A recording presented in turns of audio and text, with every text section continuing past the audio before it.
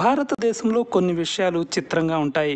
ఓవైపు మన పెద్దలు వృక్షో రక్షతి రక్షితః అంటారు. అంటే చెట్లను మనం కాపాడితే అవి మనల్ని కాపాడతాయని అర్థం. సైంటిఫిక్గా కూడా ఇది నిజమే. చెట్లు వాయు కాలుష్యాన్ని పీల్చుకొని మనకు ఆక్సిజన్ ఇస్తాయి. అయితే వాస్తు నిపుణుల్లో కొందరు ఇంటి ముందు లేదా ఇంటి దగ్గర కరివేపాకు చెట్టు ఉండకూడదు అంటారు. ఉంటే ఏమవుతుంది? అది కూడా చెట్టేగా అనే ప్రశ్న తెరపైకి వస్తుంది. వాస్తు శాస్త్రం చాలా విస్తృతమైనది.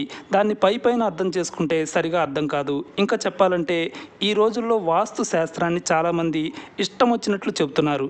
ఎవరికి వారే వాస్తు నిపుణులుగా చెప్పుకుంటూ రకరకాల అంశాలని తెరపైకి తెస్తున్నారు. దాంతో అసలు ఆ శాస్త్రానికి ఉన్న వాస్తవికత లోపిస్తోంది. కరివేపాకు చెట్టు సంగతి చూస్తే ఈ చెట్టు చాలా అందంగా ఉంటుంది, త్వరగా పెరుగుతుంది. మనం రోజు కూరల్లో కరివేపాకును వాడుతాం, ఆరోగ్యానికి ఎంతో మంచిది. మరి ఈ చెట్టును ఇంటి ముందు పెంచవద్దని వాస్తు నిపుణులు ఎందుకు చెబుతారు అంటే, ఇది ఇంటి దగ్గర ఉంటే ఇరుగు పొరుగు వారు తరచూ వచ్చి ఓ 4 రెబ్బలు కరివేపాకు ఇమ్మని అడుగుతారు. దాంతో ఇంట్లో వాళ్లకు ఇది చికాకు కలిగిస్తుంది. అంతేకాదు, ఈ చెట్టు చాలా ఎత్తు పెరిగి కరెంటు వైర్లకు అడ్డు రాగలదు.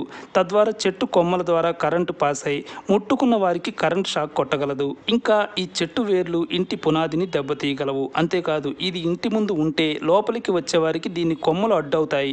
ఇంకా ఈ చెట్టు గాలివానకి విరిగి పడితే ప్రమాదమే. ఇలా కొన్ని సమస్యలు ఉన్నాయి కాబట్టే కరివేపాకు చెట్టును ఇంటి దగ్గర పెంచవద్దు అంటారు కొందరు వాస్తు నిపుణులు. అయితే హేతువాదులు మాత్రం ఈ వాదనతో ఏకీభవించరు. అన్ని చెట్లలాగానే కరివేపాకును కూడా ఇంటి దగ్గర పెంచుకోవచ్చని చెబుతారు. ఎవరి ఒపీనియన్ వారిది.